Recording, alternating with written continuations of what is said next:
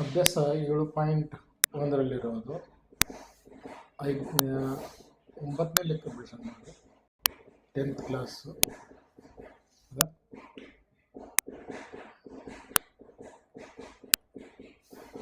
ಒಂಬತ್ತನೇ ಪ್ರಶ್ನೆ ಓದ್ತೀನಿ ನೋಡ್ರಿ. Q,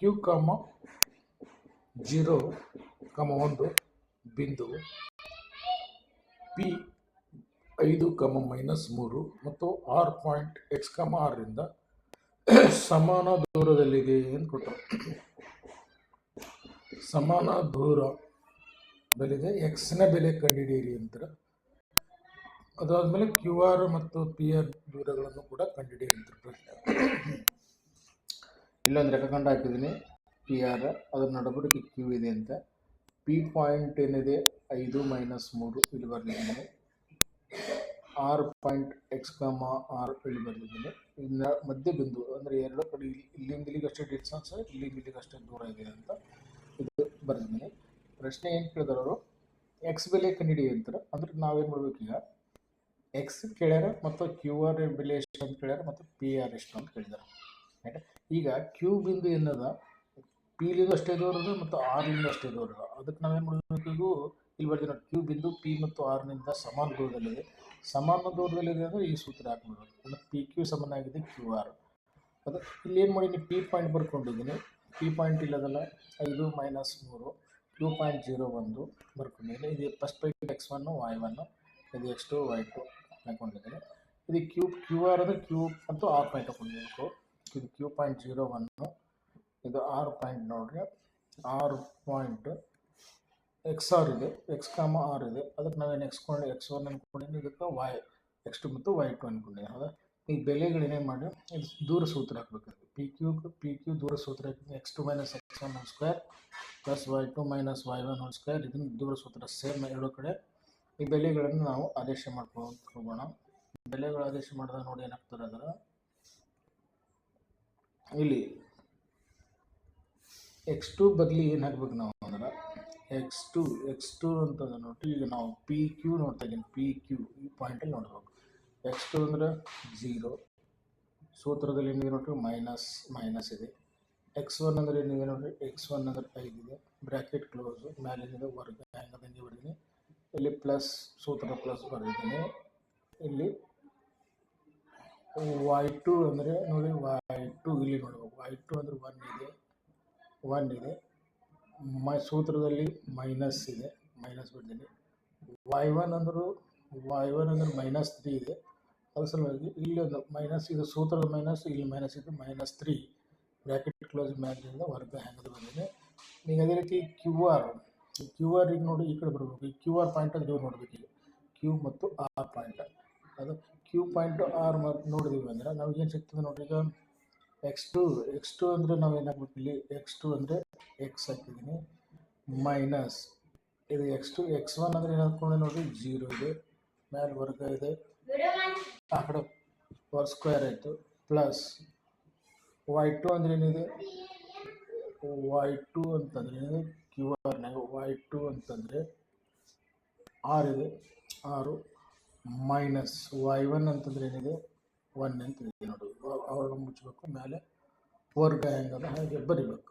ರೈಟಾ, ನೆಕ್ಸ್ಟು 0ದಾಗ -5 ಕಳೆದಾಗ ನಾವು -5 ಅಂತಾಯಿತು.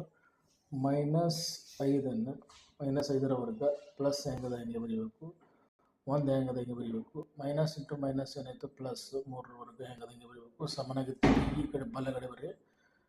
X 0 ಕಳೆದ್ರೆ X ಆಯಿತು, ಮೇಲೆ ವರ್ಗ ಹೆಂಗದ ಬರೀಬೇಕು. ಇಲ್ಲಿ ಪ್ಲಸ್ ಹೆಂಗದ ಹೆಂಗೆ ಬರೀಬೇಕು. 6ರಲ್ಲಿ 1 ಕಳೆದ್ರೆ 5ರ ವರ್ಗ ಬರೀಬೇಕು.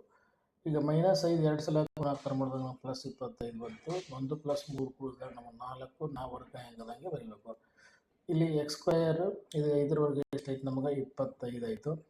ಈಗ ನಾವೇನು ಮಾಡಬೇಕಾಗಿದೆ, ನಮಗೆ X ಸಪ್ರೇಟ್ ಮಾಡಬೇಕಾಗಿದೆ. X ಇಲ್ಲಿದೆ, ಅದರಿಂದ ಇದು ವರ್ಗ ತೆಗಿಬೇಕಾಗಿದೆ. ಯಾವಾಗ ಕ್ಯಾನ್ಸಲ್ ಆಗ್ತದೆ ವರ್ಗಮೂಲ ಅಂದ್ರೆ ಎರಡೂ ಕಡೆ ನಾನು ಏನು ತೆಗೆದುಕೊಳ್ತೀನಿ, ಈಗ ವರ್ಗ ತೆಗೆದುಕೊಂಡು ಅವಾಗ ವರ್ಗಮೂಲ ಏನಾಗ್ತದೆ, ನಮಗೆ ಕ್ಯಾನ್ಸಲ್ ಆಗ್ತದೆ ನೋಡ್ರಿ.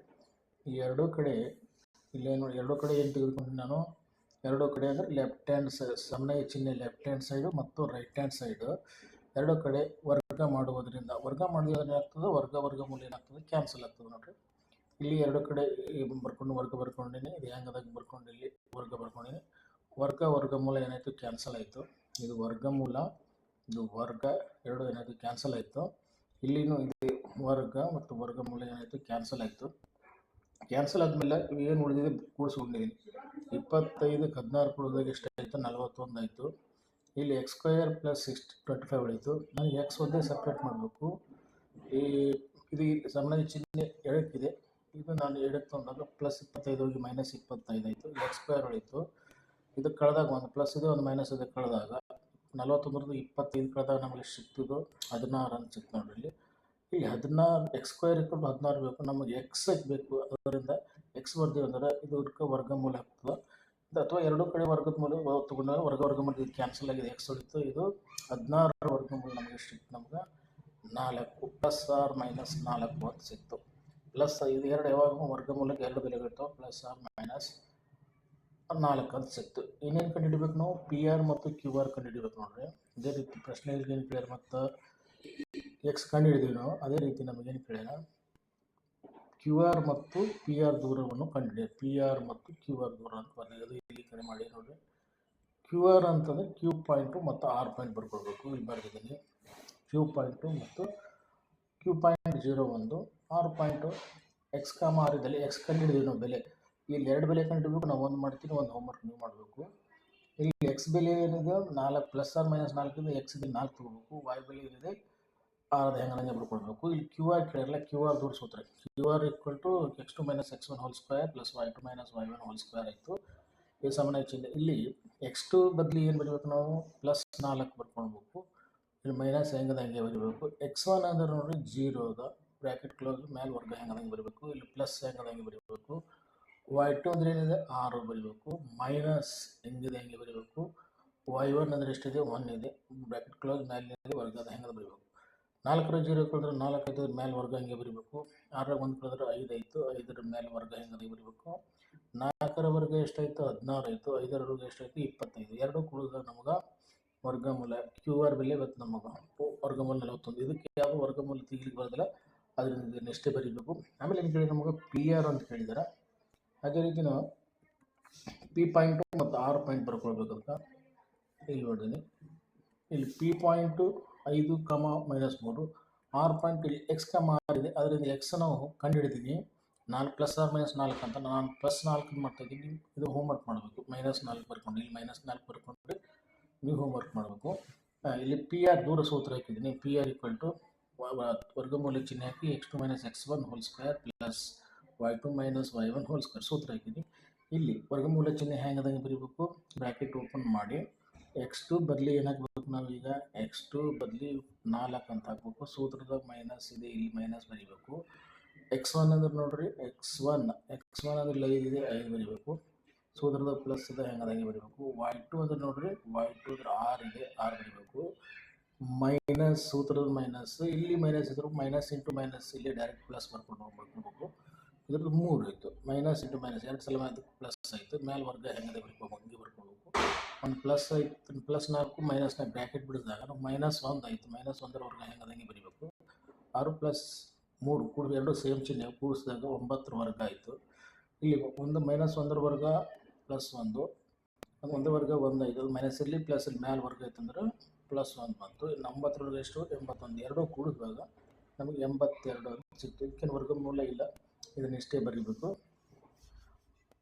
ಇಷ್ಟು ಮುಗಿತದೆ.